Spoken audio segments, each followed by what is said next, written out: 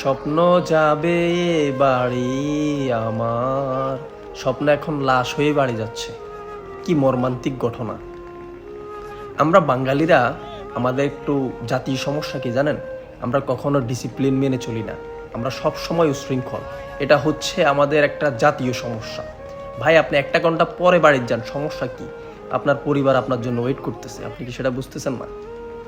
মানে আমাদের কাছে সময়ের চেয়ে জীবনের মূল্য কম, মানে সময়ের মূল্য বেশি হয়ে গেছে। তাই আজকে আমাদের এই পরিণতি। এটা হচ্ছে গোশের হাট, একটা লঞ্চ ঘাট থেকে আপনার হচ্ছে যে ওই লঞ্চ পার থেকে আপনার চলতি লঞ্চ আর কি, মানে রানিং লঞ্চে যাত্রী উঠাইতে নিয়ে আসছে নৌকা করে। এখন নৌকাওয়ালারও এখানে দোষ আছে। সে বুঝে জানে যে এখানে উঠাইতে গেলে রিক্স হবে, সে রিক্স নিয়ে কেন তাদেরকে উঠাইতে গেল, আল্লাহ মালুম। তো যাই হোক ভাই, সবাই সতর্কভাবে রাস্তাতে চলাচল করবেন। আপনার দরকার প্রয়োজন আপনি 1 ঘন্টা 2 ঘন্টা পরে বাড়িতে যাবেন, তারপরেও রিস্ক নেবেন না, ঠিক আছে? আপনার পরিবার, আপনার ছেলে মেয়ে, আপনার ভাই বোন সবাই আপনার জন্য ওয়েট করতেছে, আপনি কখন আসবেন। আল্লাহ সবাইকে সহি সালামত মতো বাড়ি ফেরার তৌফিক দান করুক, আমিন।